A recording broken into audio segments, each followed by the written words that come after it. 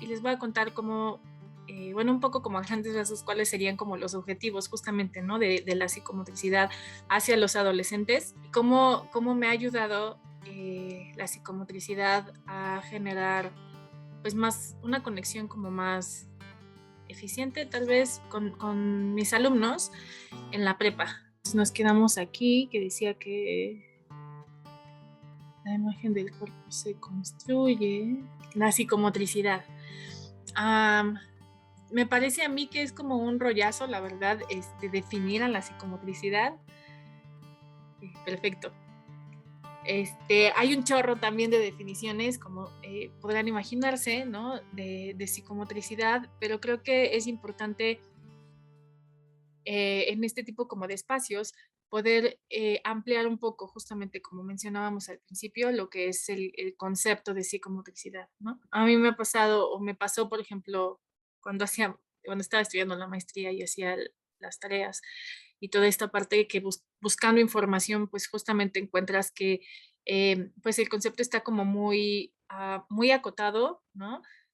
Incluso si buscas, por ejemplo, si googleas nada más como psicomotricidad, te salen como actividades de psicomotricidad fina. Pues bueno, ahí también habría que definir y diferenciar un poco, porque no es lo mismo trabajar solamente motricidad fina, ¿no? Que vendrían siendo solamente los movimientos pues pequeños, como por ejemplo de pinza, a trabajar la psicomotricidad. La psicomotricidad pues es una disciplina ya como tal, ¿no? Una disciplina pues ya como hecha y derecha, por decirlo como de algún modo, ha ido creciendo con el tiempo. Obviamente hay, pues en algunos lugares está mucho más, o sea, ha ganado mucho más terreno que en otros. En México particularmente, pues tenemos como todavía un camino bastante largo que recorrer. En otros lugares como en Argentina, como en España, ¿no? Ya pues hay otra visión como más establecida, ¿no? De la psicomotricidad. Pero bueno, es una disciplina en sí que se enriquece de muchas otras disciplinas, ¿no? Y que, bueno, la principal como, lo principal de la psicomotricidad es que busca abordar, ¿no? O ver a la persona de manera global, ¿no? De una manera integral. Entonces, busca ver la estructura biológica, la estructura psíquica de la persona en una armonía, ¿no? Juntas, las busca ver juntas y cómo interactúan, ¿no? Digamos, ¿no? O más bien sabiendo que interactúan y que impactan una en la otra. Entonces, bueno, esta definición se las traje, pero dice, la psicomotricidad es la disciplina práctica que aborda el enlace de la estructura biológica y psíquica del sujeto, ambas dinamizadas en el marco social. Es lo que les decía, ¿no? Vemos al sujeto como una globalidad, como un todo, y cómo pues justamente interactúa una dimensión sobre la otra todo el tiempo. Y entonces si yo trabajo una dimensión como el cuerpo, al mismo tiempo puedo estar trabajando otras dimensiones como lo emocional o lo cognitivo. Dichas estructuras no pueden separarse ya que la existencia de cada una de ellas depende de la otra. Dicha articulación se juega como efecto y consecuencia en las manifestaciones corporales a través del movimiento, las posturas corporales, el tono, las praxias, el lenguaje gestual, etcétera. Todas ellas organizadas en torno al esquema corporal, las relaciones espaciotemporales y la imagen corporal. Es decir, todas estas dimensiones, ¿no? Mi dimensión psíquica, mi dimensión, bueno, física también, obviamente, ¿no? Mi dimensión emocional, se van a ver plasmadas en mi cuerpo, ¿no? Mi cuerpo las va a expresar. ¿Cómo? Pues a través del movimiento, a través de la postura, ¿no? Y quienes somos docentes podrán saber que la postura de los alumnos, por ejemplo, en un salón te dice muchísimo, ¿no? En el momento en el que entras y ves como la totalidad de las bancas con los chavitos, ¿no? Ahí, nada más por la postura puedes ver. Y bueno, con los pacientes también, ¿no? Pero bueno, o sea, me refiero como al espectro, ¿no? En los docentes, ¿no? Pues puedes ver como ese espectro. E incluso se puede, o sea, puedes saber muchas cosas de un mismo chico, ¿no? De acuerdo a la postura que tiene ese día en particular. Y a lo mejor nada más por cómo lo ves sentado puedes identificar que algo pasó, ¿no? Y que hay algo o que hay algo, ¿no? Fuera de lo normal, ¿no? Que le está tal vez incomodando o al contrario, ¿no? A lo mejor le está emocionando. Pero bueno, a través del movimiento, a través de las posturas, a través del tono, que era lo que les decía, ¿no? Mi tono muscular, ¿no? Expresa Las praxias, que son estos movimientos como automatizados que tenemos, ¿no? Como caminar, por ejemplo, ¿no? El lenguaje gestual, obviamente gestos, o sea, todos los gestos, ¿no? Expresan, etcétera. Y todas ellas organizadas, les decía, en el esquema corporal, que recordemos es como esta conciencia corporal que tenemos, ¿no? Las relaciones espaciotemporales y la imagen corporal, que ya sería esta imagen dinámica de la que estábamos hablando previamente, ¿sí? Y como bien apuntaba el video, pues puede ser en cualquier etapa de la vida, ¿no?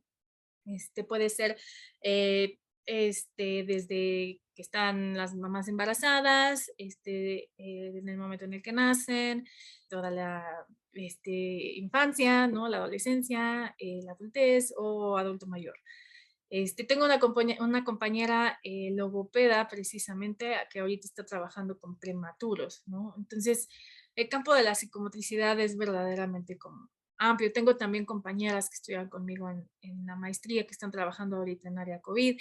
Tengo una alumna también, bueno, una chica que fue mi alumna que también está trabajando en la parte médica. O sea, es súper amplia, ¿no? Para los que están en el CIES y no están estudiando la maestría, porque los que la maestría ya lo saben, es como súper variado y cuando entras ves que tienes colegas de todo tipo, ¿no? Psicólogos, educadores físicos, logopedas, médicos, bailarines, terapeutas físicos. O sea, de verdad es súper amplio el campo en el que uno puede intervenir acá. Parece comercial, pero se los juro que así es, ¿no? Ahora, les decía que el cuerpo y el movimiento son herramientas como muy importantes para la psicomotricidad. Se me olvidó comentarles que esto precisamente es un encuentro que tuvimos que organizó el CIES y todos los que estamos aquí somos psicomotricistas, ¿no? O estudiamos psicomotricidad o lo que sea, ¿no? Él era el ponente en ese momento y pues fíjense, o sea, eh, fíjense cómo, ¿no? También en la edad de adultez, ¿no? Se puede utilizar ya no somos adolescentes, pero todavía estamos ahí. Este es en el mismo encuentro, ¿no? Y aquí les decía, la mirada psicomotriz es distinto, ¿no? Eso es otra herramienta que nosotros utilizamos mucho y que valoramos mucho, ¿no? Y es como, em, pues, mirar, ¿no? Que no sería lo mismo que ver, acuérdense, ¿no? O sea, mirar sería como con un trasfondo más, justamente como más global, ¿no? Como más atento también, ¿no? Y entonces la idea es que el psicomotricista pues mire a sus pacientes, a sus alumnos o en general, ¿no? A con quien esté trabajando o en cualquier ámbito, ¿no? De una manera distinta, ¿no? Justamente que va a fomentar la unidad y la globalidad del desarrollo, que le dé importancia al movimiento como una manifestación, pero también como un instrumento, ¿no? Para la estructura psíquica. Es decir, estoy yo leyendo, ¿no? Por decirlo de alguna manera, estoy leyendo a la persona, ¿no? A través de su movimiento, pero al moverla yo, también la estoy estructurando, también le estoy ayudando, ¿no? Am, bueno, sí, ¿no? Al hablarle, por ejemplo, de su postura y de decirle, ¿cómo te sientes? Me siento súper bien, y tú los ves y están como así. Bueno, a ver, ¿no? Permíteme, déjame, te ayudo, relaja aquí, relaja acá, y vamos a ver si te sientes distinto, ¿no? O sea, yo moverlos, yo interactuar con ellos y con su cuerpo, también los va a estructurar, ¿no?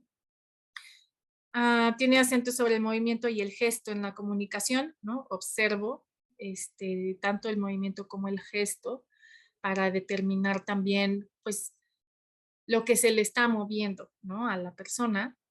Respeta la singularidad, la individualidad y la historicidad de la organización funcional de cada niño, adulto, adolescente o persona, ¿no? En cualquier etapa de la vida, ¿no? Respetar esta historicidad. Este, Nosotros justamente pues manejamos mucho como estas partes de movimiento, de postura, ¿no? De gesto, que generalmente lo que van a hacer es llevarnos a algún recuerdo, ¿no? De alguna otra vivencia o de alguna otra experiencia. Y entonces nuestro cuerpo, ¿no? Se va organizando a través de todas esas experiencias y entonces al, digamos que reconfigurar o resignificar lo que implica algún tipo de experiencia para el paciente, ¿no? Podemos generar ahí como ese impacto, ¿no? Eso es más o menos lo que buscamos. No sé si me expliqué bien. Siento que ahorita cantinflé un poco. Pero el punto es como otorgar esta mirada que realmente logre como sostener a la persona con la que estamos, ¿no? Es como mirarlo y decir, estoy aquí, te acepto, te estoy poniendo atención, ¿no? Te observo, te respeto y te apoyo, ¿no? Aquí estoy, ¿no? Te acompaño. Y nosotros en la terapia psicomotriz, mucho de lo que hablamos es justamente de este acompañamiento, ¿no? Yo estoy como tal para em, ayudarle a reconfigurar estas experiencias, este, sin que fue, sí, más bien fomentando que esto sea una experiencia pues agradable, ¿no? Entonces lo acompaño en su experiencia, aunque es suya, aunque es propia, aunque la vive de una manera singular, yo acompaño en esta experiencia. ¿No? ¿Cómo podría interactuar o cómo podríamos intervenir, más bien, desde la psicomotricidad con los adolescentes, ¿no? Pues, ¿qué sería lo que buscamos así de manera general? Exteriorizar la tensión que hay en sus cuerpos, ¿no? Entonces, les decía, los adolescentes están en esta etapa de cambio y uno de los cambios, pues, justamente más grandes, más drásticos y más incómodos, tal vez, em, es el cambio corporal, ¿no? Entonces, toda esa tensión que sienten, ¿no? Hacia su cuerpo o hacia los otros cambios, ¿no? Necesitamos exteriorizarla, ¿no? Vamos a encontrar muchos adolescentes hipertónicos, es decir, con el tono muy alto, y lo que vamos a ayudarles es a descargar, ¿no? Como todas esas emociones que se han ido juntando por las diferentes situaciones, cambios, o vivencias que han tenido en esta etapa. Ampliar las manifestaciones expresivas. Entonces, ¿qué sucede? Que muchas veces justamente, como mencionábamos al principio, pues los adolescentes están como confundidos, nadie los entiende, ellos nos entienden y pues es bastante complicado, ¿no? Y entonces nosotros lo que vamos a buscar es también ayudarles a configurar un poco pues estas vivencias, estas emociones para que logren expresarlas, ¿no? ¿Cómo? Pues no necesariamente es, pues me siento y platico, ¿no? No necesariamente, puede ser que sí, ¿no? Pero puedo darle como otras opciones, ¿no? Podemos hacer actividades, por ejemplo, de representación, es decir, que dibujen, ¿no? Que, no sé, que armen algo con plastilina o con Play-Doh, o un poco como de role playing, ¿no? Diferentes actividades, ¿no? En las que ellos logran como representar lo que están sintiendo, a lo mejor sin una expresión como tan directa que les pudiera llegar a generar, pues a lo mejor pena o a lo mejor, pues no sé, ¿no? Y luego son como, o sea, lo que hacen es como dar como muchos rodeos, ¿no? Entonces, buscan como formas indirectas de decirte las cosas. Entonces es como facilitarles un poco, a lo mejor, esa parte de la expresión. Y transformar emociones displacenteras resignificando vivencias, ¿no? Esto me pasó con una chiquita con la que desafortunadamente tuve muy poco tiempo para trabajar porque dejó la terapia, pero había tenido experiencias pues negativas, ¿no? Que le habían generado pues una relación complicada con su mamá y pues por lo mismo tenía como pues emociones negativas hacia la mamá, ¿no? Y entonces cuando platicábamos y trabajábamos al respecto me decía, pues es que, o sea, yo no puedo, o sea, no puedo cambiar la experiencia, ¿no? O sea, no lo puedo cambiar, ¿no? Entonces yo le decía, no, o sea, definitivamente no, pero, o sea, lo que pasó, pues ya pasó, va a estar ahí, ¿no? Y así hablemos tú y yo todos los días, todo el día, o sea, va a seguir, yo no la puedo quitar, ¿no? Lo que sí puedo hacer es ayudarte a entenderla de otra manera, ¿no? Y entonces a lo mejor, ¿no? Lo que va a pasar es que vas a decir, bueno, pasó esto, pero no es que, no sé, mi mamá haya pensado en ese momento tal cosa, ¿no? Lo que pasa es que no sabía cómo hacerlo y entonces así salió, ¿no? No sé, es como resignificar esas vivencias, es como ayudarles a verlas de otra manera, ayudarlas a entenderlas, de manera que, pues todas esas emociones, por ejemplo, en el caso de esta chiquita, ¿no? Que era, pues mucho rencor, ¿no? Por ejemplo, ¿no? Mucho, mucho rencor, pues se vayan, pues transformando, ¿no? O se vayan liberando, por lo menos, ¿no? Las dejo ir como la ollita express, ¿no? Porque se les empieza a juntar todo.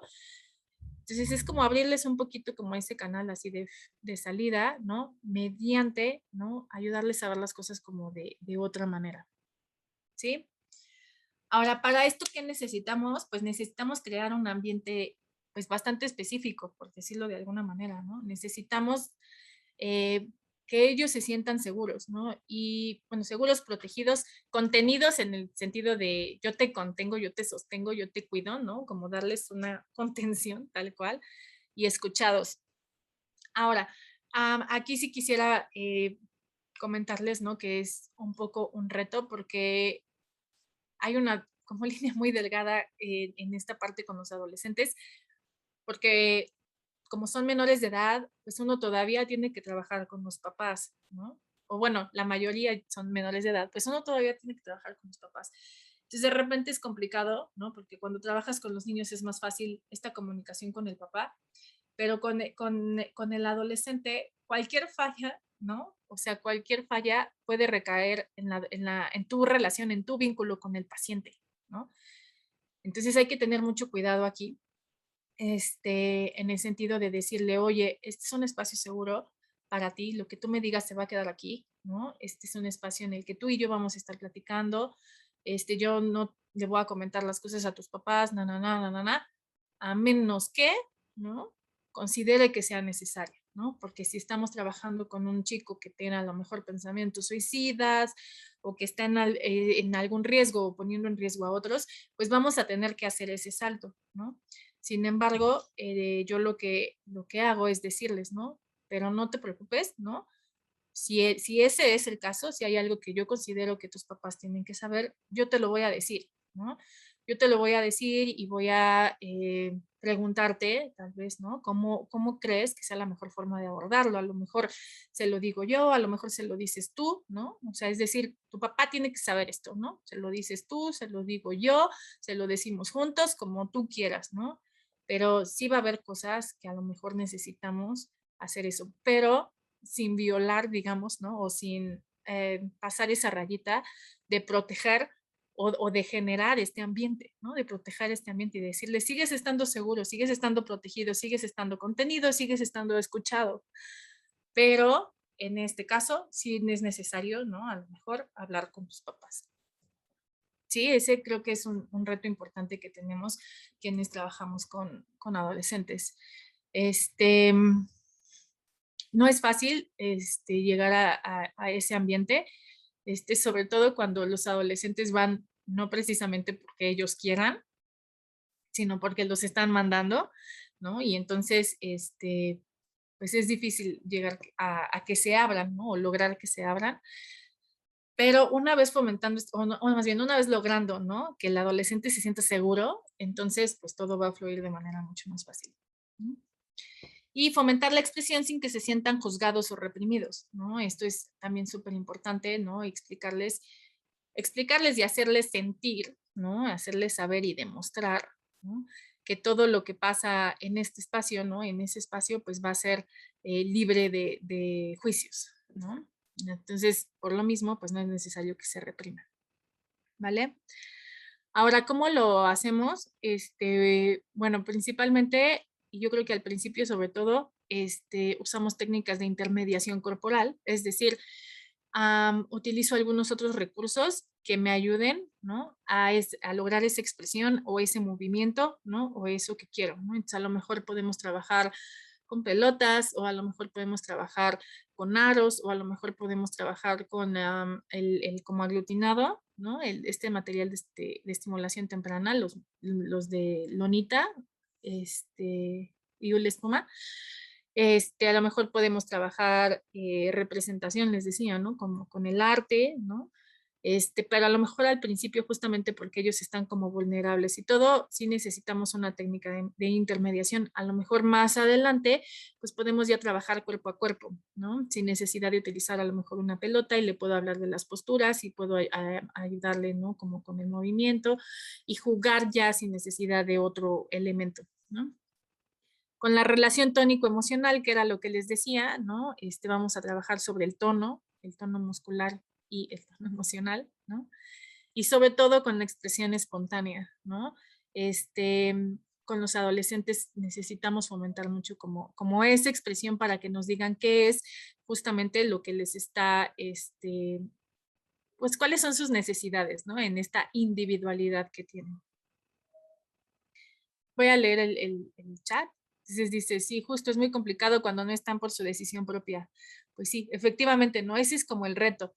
Que muchas veces llegan porque la escuela lo pide a lo mejor, ¿no? O porque el papá ya no lo aguanta, ¿no? Suena feo, pero de verdad, ¿no? Es así.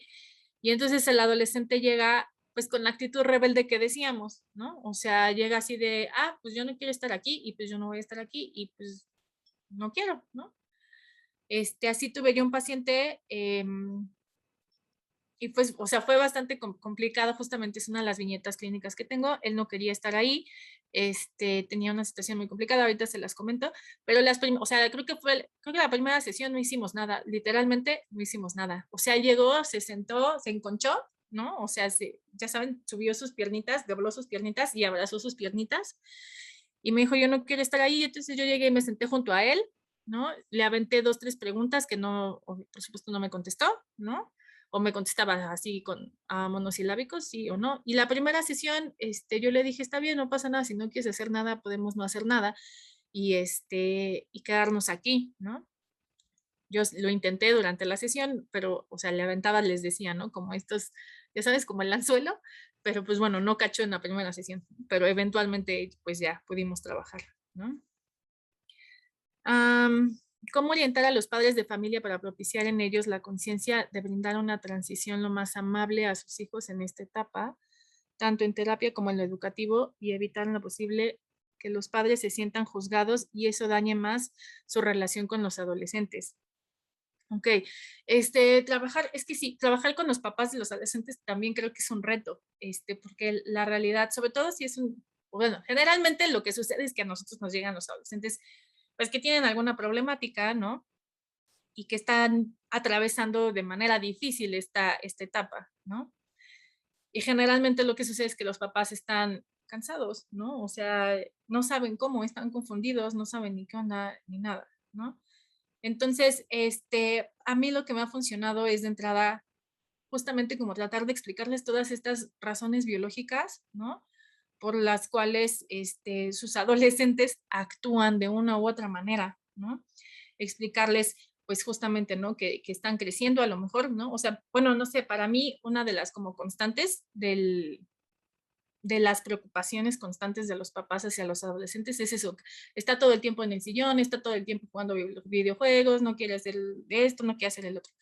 Entonces es explicarles un poco también esta parte, es que está creciendo y necesita energía para crecer, o sea, solo para crecer, ¿no? Solo estando en el sillón está utilizando energía, ¿no? Su cerebro necesita mucha energía porque está terminando este desarrollo, bla, bla, bla, ¿no? Entonces, esta es como una de las primeras estrategias que yo utilizo con los papás, ¿no? También creo, o bueno, también yo intento cuidar mucho como la forma en la que les planteo las cosas, ¿no? Entonces, creo que sí es muy importante hacerles saber que nadie nace sabiendo, ¿no? Que esta es una etapa como muy difícil y que tú como, o sea, pues como docente o como terapeuta estás seguro que ellos están haciendo lo mejor posible, ¿no? O lo que consideran mejor para su niño, ¿no? Y que el punto aquí es que vamos a buscar como estrategias, ¿no? Que a lo mejor sean como más directas y que pudieran como dar resultados de una forma como más efectiva o más rápida, ¿no? Entonces, eso es lo que yo intento hacer como con los adolescentes y procuro tener como muchísima comunicación con los papás para estarles dando retroalimentación seguido, ¿no? Y estarles diciendo, pues mira, ¿no? Lo que pasa es que, no sé, lo que he estado trabajando aquí a grandes rasgos con fulanito es esto, y entonces lo que yo te recomiendo es esta estrategia de comunicación, esta otra estrategia de comunicación y esta otra estrategia de comunicación para ir dándoles como pautas cada determinado tiempo, ¿no? Que vayan facilitando, ¿no? Esa interacción. También me ha pasado que me marcan los papás cuando ya pasó algo, ¿no? Así como, Eugenia, es que me acaba de pasar esto y entonces hice esto y ahora ya no sé qué hacer, ¿no? Y ahora ya no sé qué hacer. O que me hablan y me dicen, Eugenia, es que me acaba de pedir permiso para ir a tal lado y yo no sé si dejarlo ir, ¿no? Y entonces también es importante marcar como mucho esta línea de decir, oye, yo soy su terapeuta, ¿no? Pero tú eres el papá, ¿no? Yo te puedo plantear escenarios, ¿no? Y decirte a lo mejor como esto es lo que pasaría en esta situación o en esta otra, esto es lo que, acuérdate que hay que fomentar, ¿no? No sé, que se sienta seguro de sí mismo o acuérdate que hay que fomentar que la independencia o lo que sea, pero yo no te puedo decir dale permiso o no le des permiso, ¿no? Eso como que marcar esa línea también es como bastante importante porque sí es como muy complicado. Um, entonces, yo creo que es como mucho a los papás llevarlos a la empatía, ¿no? Básicamente. O sea, esto le está pasando a tu niño, ¿no? A tu adolescente, ¿no? Esto es lo que le está pasando, por eso le cuesta trabajo.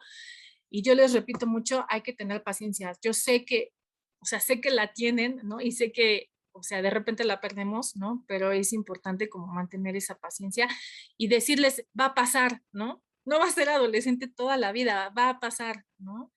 Entonces, no te preocupes, no va a ser así todo el tiempo. Am, bueno, no sé si con eso resolví un poco esa primer duda. Y luego por acá dice, ¿cómo podemos trabajar destrezas de la motricidad fina con adolescentes en el rol de educadores? Este, bueno, yo lo que hago en la escuela, ¿no? Con mis chicos de prepa, bueno, lo que hacía, bueno, no, también mientras fue virtual, porque, bueno, mi escuela ya empieza presencial mañana. Entonces lo voy a volver a hacer presencial, pero en presencial lo hacía mucho, en virtual menos. Era como, porque yo estoy segura que el aprendizaje, cuando te atraviesa el cuerpo, es mejor. Entonces, en las actividades como más teóricas o más pesadas que tenía yo con ellos, los ponía a hacer, literal, los ponía a hacer manualidades, ¿no? Entonces les decía, ahora me vas a hacer un póster que diga esto y que diga el otro y que no sé qué, y así, ¿no? Y entonces con eso, por ejemplo, o sea, yo les daba el material y los invitaba como a esta, pues, expresión de lo que habían entendido, ¿no? Pero a través como de una expresión gráfica, ¿no? De una expresión manual, ¿no? Sí, como de manualidades, tal cual, porque cortaban, pegaban y así. Am, eso mucho y sobre todo ahorita que regresemos, yo creo que va a ser muy importante porque ahora pues todo es digital. Entonces o sea, para no ir más lejos, pues ni siquiera están escribiendo porque todo lo están haciendo en el teclado, ¿no? Entonces, yo por eso muchas cosas se las pedía a mano, literalmente se las pedía como a mano. O sea, no que tomaran todos sus apuntes a mano porque pues ya no, ¿no? O sea, ya están más grandes y yo no les hacía, de hecho, no les revisaba el cuaderno ni nada, pero sí las cosas que me interesaba mucho que se les quedaran guardadas, ¿no? Que se les quedaran grabadas. Eso era eso es lo que hago, ¿no? Se los pido que sea a mano. Me vas a hacer un póster, o me vas a hacer un dibujo, me vas a hacer un cómic, o me vas a hacer un modelo, una estatua, me vas a hacer, o sea, cualquier cosa en la que integre el movimiento, ¿no? Con ellos, que ya es más difícil ponerlos a jugar, pues principalmente eran actividades como manuales. Ujú. ¿Cómo podemos integrar a los padres al trabajo que se está llevando con los adolescentes? Muchas veces solo los llevan como si fueran un carro, te lo dejo, lo arreglas y al rato vengo por él. Sí, efectivamente, yo creo que yo lo que hago es, yo prefiero, o sea, yo, Eugenia, ¿no? Prefiero tener como pocas sesiones de retroalimentación como completas y muchas sesiones, o sea, no sesiones, ¿no? Y más bien tener mucha retroalimentación como entre sesiones. Entonces lo que hago es como tal cual decirle al adolescente, ¿no? O sea, termino a lo mejor cada 15 días, terminar un poquito como antes con el adolescente y pedirle al papá que entre. La mayoría de las veces entran solo el papá, ¿no? El adolescente sale, ¿no? Y entonces, yo también hablo con el papá, porque también la realidad es que el adolescente te puede decir muchas cosas que no son ciertas, ¿no? O sea, te puede decir, ay, sí, es que esta semana yo estuve súper bien y entonces hice no sé qué, bla, bla, bla, la, la. Y cuando hablas con el papá es así de, no, pues nada que ver, ¿no? Entonces, sí sigue siendo muy importante la comunicación con los papás. Por eso yo sí, o sea, yo lo que hago es decirles desde el principio, o sea, cuando hago el encuadre, les digo, vamos a tener sesiones de retroalimentación cuando sea necesario, pero en general yo prefiero que platiquemos un poquito al final de la sesión, ¿no? Y entonces, pues ya, o sea, sí me ha tocado justamente, ¿no? Que los dejan y se van, pero cuando es así, entonces les hago como ese recordatorio que lleguen un poquito como antes. Y yo sí o sea, sobre todo cuando justamente lo que hay que trabajar es la relación con los papás, yo sí me aviento o me he aventado a hacer sesiones con los papás. Entonces en esas sesiones pues trabajas tú, o sea, bueno, más bien trabajan ellos y tú funcionas como un mediador, ¿no? Yo las hago dirigidas, esas sí las hago dirigidas, ¿no? Pienso en las actividades que van a hacer, que de acuerdo a la problemática que están teniendo, y yo estoy como moderadora, ¿no? Entonces, eso es lo que yo hago con los papás para involucrarlos. Y bueno, ahorita también siento que se ha facilitado un poco la comunicación por el WhatsApp, ¿no? Entonces, con el WhatsApp yo he mantenido como este, una relación un poco más cercana con los papás de los adolescentes, siempre marcando también límites, ¿no? O sea, sabemos que como terapeuta, pues tú tienes que estar disponible por cualquier crisis, ¿no? Pero si no es una crisis, pues tampoco se vale que te escriban, ¿no? A las 12 de la noche, porque pasa, ¿no? Entonces también hay que marcar límites porque les decía muchas veces, así como dicen, o sea, como si fueran un carro, ¿no? O sea, aquí te lo dejo y tú lo arreglas y eso también te deposita a ti una responsabilidad pues que no debes de tener, ¿no? Entonces esos límites hay que marcarlos muchos con los papás. Oye, Eugenia, ¿le doy permiso de ir a la pijamada? No, pues no sé, ¿no? O sea, esa es tu decisión, nada más acuérdate que es importante que, pero esa es decisión tuya y eso hay que, o sea, esos límites hay que cuidarlos mucho, porque si no, les digo, te depositan a ti como terapeuta o como docente incluso, ¿no? Una responsabilidad que no es tuya, ¿no? Pienso que es importante crear conciencia en los padres de que el proceso terapéutico no es algo mágico de la noche a la mañana que les solucionará sus problemas. Eso es súper cierto. Y yo lo que hago mucho con los papás, porque luego pasa que se complican más las cosas, ¿no? Entran los niños a terapia y de repente todo está más complicado. Entonces, a mí, yo lo que les explico a los papás es que uno, el proceso terapéutico justo es como una montaña rusa, ¿no? O sea, sube, baja, viene y va, ¿no? O sea, no es lineal y no siempre es como hacia arriba, ¿no? Y les hago un poco como la comparación. Les digo que es como cuando arreglas la casa, ¿no? O el cuarto. Entonces, le digo, o sea, tienes así un relajo y entonces empiezas a ordenar y dices, pues voy a sacar todo lo del closet para ordenarlo, ¿no? Y entonces empiezas a sacar todo el closet y volteas y dices, esto está peor que cuando empecé, ¿no? O sea, y sí, ¿no? Pero eventualmente vuelves a guardar las cosas en el closet ya ordenadas, ¿no? Y entonces, pues ya todo tiene sentido. Entonces, eso es lo que yo les explico a los papás, ¿no? Les digo, en los procesos terapéuticos uno toca puntos que son difíciles, ¿no? Y que, o sea, desafortunadamente que en 50 minutos que dura una terapia, pues no los puedes, ¿sabes? O sea, no los puedes resolver.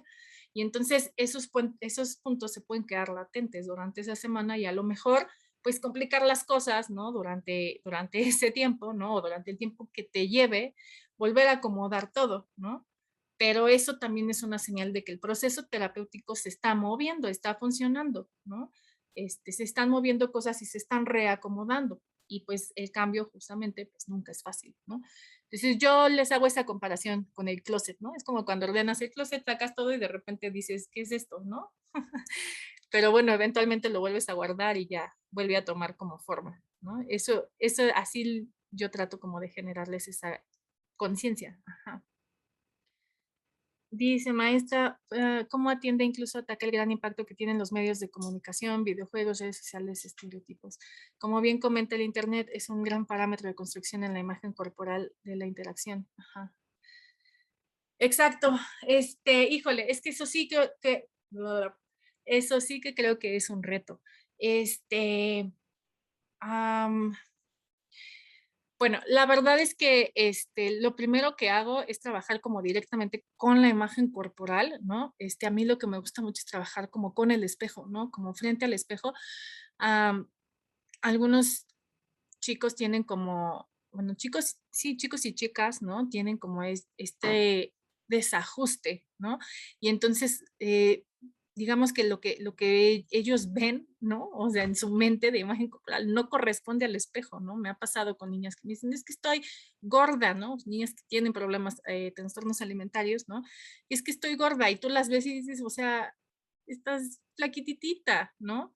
Entonces, a mí me gusta mucho como trabajar frente al espejo, cuando son casos como un poco más también ya enredados o complicados o ya avanzados, ¿no?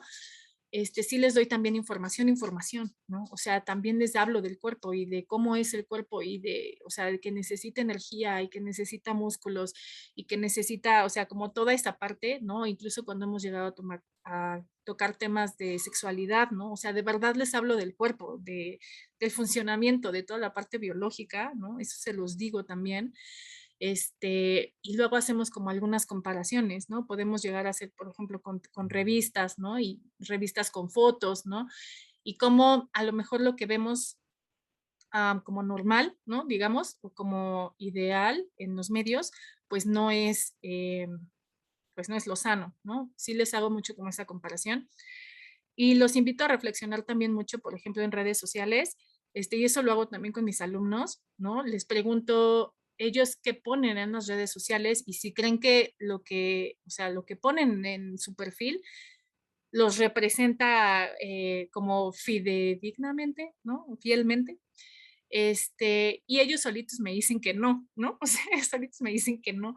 Entonces les hablo como de este espejismo, ¿no? Como de este espejismo que hay con las redes sociales, que todo se ve perfecto y que a nosotros como terapeutas creo que nos trae como muchos retos, ¿no? Porque entonces dices, es que mira, todo el mundo está feliz, ¿no? O sea, tú entras a las redes sociales y ves a todo el mundo viajando, feliz, con muchísimo éxito y lo que sea, ¿no?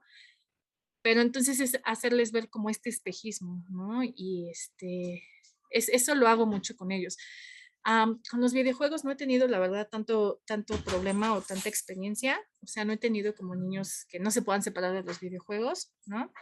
Pero yo creo que los videojuegos particularmente, lo que entraría sí son como los límites como familia, ¿no? Y decir, o sea, está bien jugar los videojuegos y también tienen muchos beneficios, pero estos, o sea, hay un parámetro, ¿no? Igual de lo que es saludable y de lo que no es saludable, incluso físicamente, incluso para sus ojos, ¿no? Entonces, pues establecer como límites dentro del marco familiar, ¿no? Esto es lo que yo haría con los videojuegos.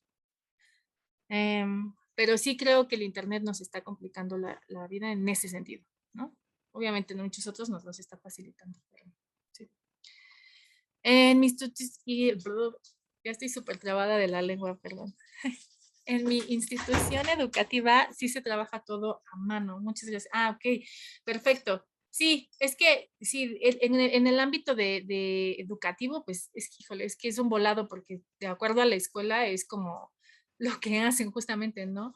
Yo trabajo en una escuela privada y justamente a los chicos les piden, o sea, ya no les piden cuadernos ya o sea, desde que yo entré ahí, que fue hace un par de años, ya no les piden cuadernos, sino que les piden su pues, computadora o tableta o lo que sea y todo es a través de la tecnología.